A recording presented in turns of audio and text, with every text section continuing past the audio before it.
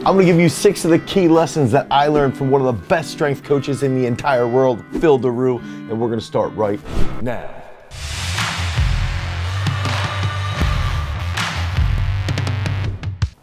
So one of the coolest stories behind our journey, our trip down to visiting Phil, was the fact that how did it even start? So I had done a video about Westside training and about the culture behind Westside, and Phil had commented on it because we had used some of his footage because he uses a condensed conjugate method inside of his training. And I even mentioned how Phil's one of the best guys in the entire world when using some principles from Westside Barbell.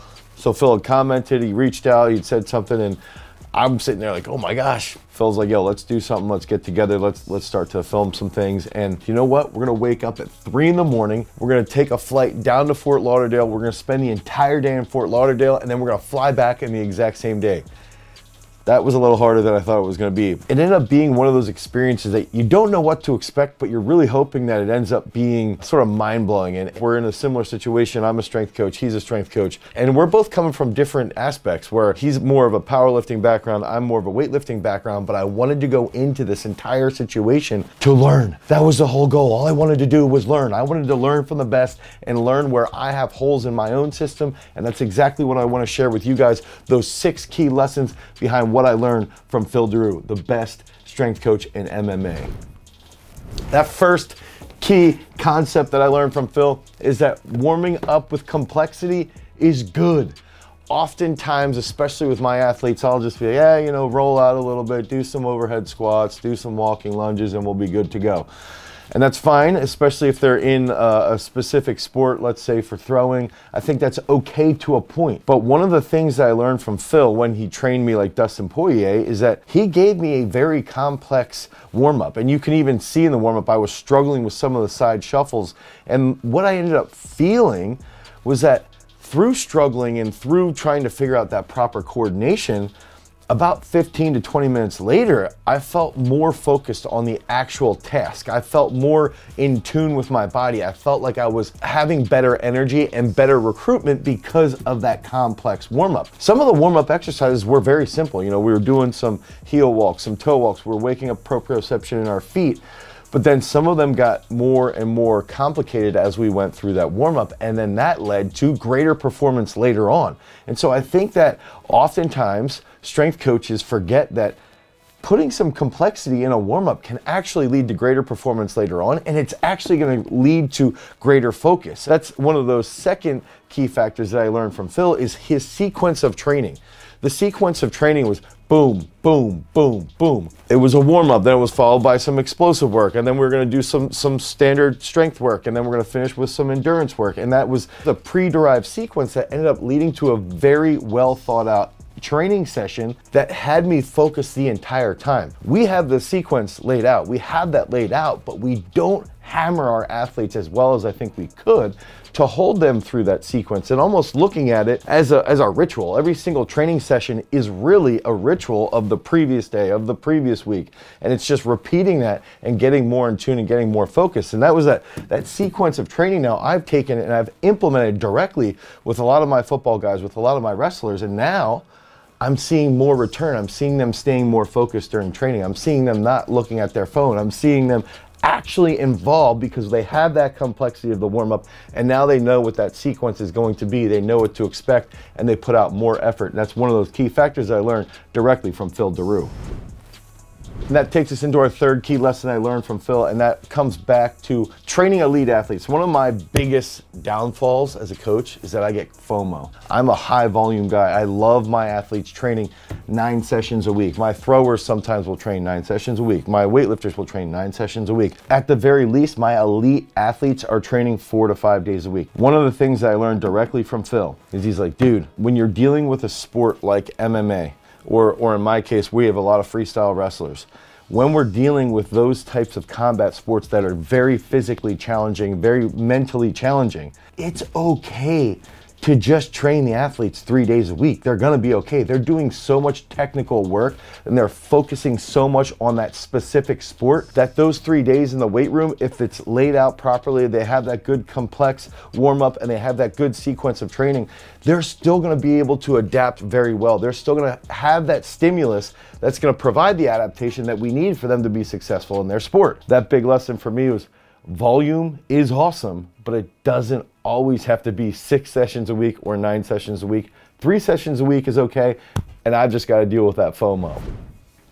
That fourth big lesson from Phil comes back to actually setting up that program and the actual micro system, the actual micro training day. So what we're doing in one single day, oftentimes for me, we will do an upper body day, a lower body day, and then a plyometric day. Okay, so that's sort of how we lay out our training. And what he did with me was he took me through that complex warm up. Then we got in and we did some serious upper body work. We did some heavy floor presses. Then we did some rows while we were doing some posterior chain work. And then that led into some endurance work. But that workout of having upper body and lower body work working together showed me that's okay. It's okay to do that. I prefer personally to split that up where it's all lower body focus or all upper body focus. But when we started to talk about it, he brought this, light bulb into my brain where it was like, hey, again, when you're only having 2 to 3 days a week with these guys, because they're so focused on their specific sport, then you have to do this and you have to be creative with how you lay out that program. And so it became more of a challenge to the strength coach to get creative. We don't always have to sit here and exist in our own personal confines. We can take somebody else's schedule, and if we're really, really good at our job, we can rearrange that schedule to still be successful. And that might mean doing lower body and doing upper body on the exact same day. And that I started to think about, really, really great football coaches. I always like to refer back to someone like Bill Belichick, and he'll sit there and describe how our offensive system is essentially a foundation, it's a structure. But if we have specific running backs, we can change that structure based around how good our running back is, or based around how good Mac Jones or Tom Brady is at that given point, or how good our wide receivers are. And so we can alter that structure based off our personnel. And I equate that very similarly back to our training system. So I always like to go upper body or lower body and not mold them together. But now I'm starting to see this directly from Coach Daru, is that it's okay to put these together and to actually mold the system around the individual and around the individual's issues that they might have with scheduling or anything along those lines. So it's okay to train your entire body in one day, and that's something that really, really opened me up to be a little bit more progressive towards and to actually start to utilize that in our own training here at Garage Strength. And those final 2 key factors that I learned directly from the best strength coach in all MMA, Phil Daru, is that varying intervals are key to endurance. And if you watch the video behind the endurance training session that he put me through, where I almost puked all over the place, we're doing 10 seconds as hard as possible, as high as wattage output as possible, and then we're sort of doing an active rest period for about 50 seconds. And so we were supposed to do 5. I was a crybaby and only wanted to do 3. But the big difference that I saw was that if you're going as hard as possible and then you back down for about 50 seconds, your body is dealing with a lot of different issues, with cycling through the carbon dioxide, getting rid of that so it prevents lactic acid buildup, and it's sort of showing your body what it needs to do with lactic acid. And if we vary intervals and we study sports, and that's the one thing with freestyle wrestling, I've studied how long scrambles will be. I have studied how long passive positions might be inside of the sport, but I haven't done the best job that I can do in implementing those intervals into training. And that's what I've seen with Phil. The classic interval-based training would be like Tabata protocols. So you would do 20 seconds on, 10 seconds off as a break, and you do that 8 times. That's like a classic interval training. Now you can do 10 seconds as hard as possible, 50 seconds rest. You could do 25 seconds as hard as possible, rest for a minute, and just vary these things, and then recognize that in sports like MMA, like combat sports, even in football, they have a place not only for performance, but also for recovery. Especially if you have a football player and they're not recovering really well, introduce just a little bit of cyclical based cardio. So get them on a rower or get them on the assault bike, and now all of a sudden they're going to be able to recover a little bit better. But that also goes in tune with power endurance. When I talked with Phil, I brought up what's the difference between contrast training. Think about post-activation potentiation. And we've actually got a Garage Times video from like 2009 where I'm playing around with eccentric hooks, a similar method here. Let's say we do a big back squat double. Science has shown that if you rest for 2 to 3 minutes and then you go do a vertical jump, your vertical jump's going to be higher. But if you do that vertical jump within 30 seconds of that big back squat, it's not going to be higher. It's not, the potentiation won't exist as much. And so my question to Phil was based around contrast training or potentiation activation work in the sport of MMA. Should you be focusing on that 3-minute rest to get the best result for power output? Or should you be doing some contrast training with a shorter rest period because it's similar to the actual sport? And the one thing he said, he's like, all right, out of camp, if I have athletes coming in, MMA guys coming in, we're gonna do the traditional means of that French contrast, so that 3-minute rest period.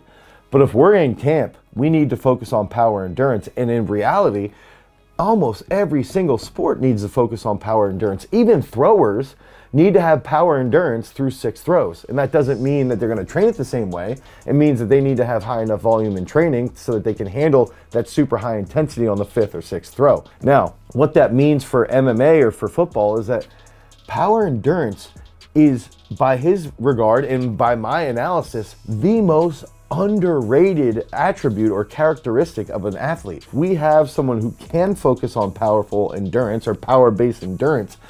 The whole description here, the whole key is that they would put out a large amount of power. You know, think about in the UFC, they're in the 5th round and they have to have enough striking power to knock somebody out. Well, so they need to have power-based endurance. And that's where, going back to those varying intervals and training heavy, all sort of come into play. So vary those intervals and focus on the best means for that specific athlete to improve their power endurance if they're in a combat sport. Football, soccer, and lacrosse, all these sports need power-based endurance qualities. So understand what that means and then figure out how to implement that into their direct training. When we were flying home, it was late, it's like 8:30, we drove home, we didn't get home till like 1:30 in the morning, literally a 24-hour day for me. But as I was driving home, the things I learned from Phil, business-wise, the things I learned from Phil, just being around him and seeing how he lays things out in training, it was absolutely phenomenal. It was a great learning experience. It opened my mind even further, and that's what all this is about, is that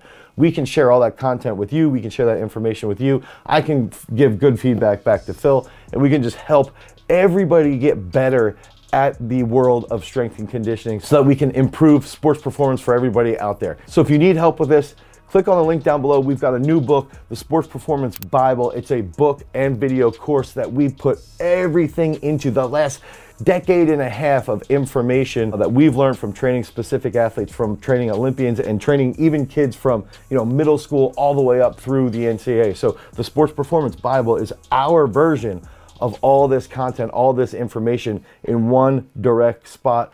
And we've got a course with it. Click on the link down below. Head over to garagestrength.com. Until next time, guys. Peace.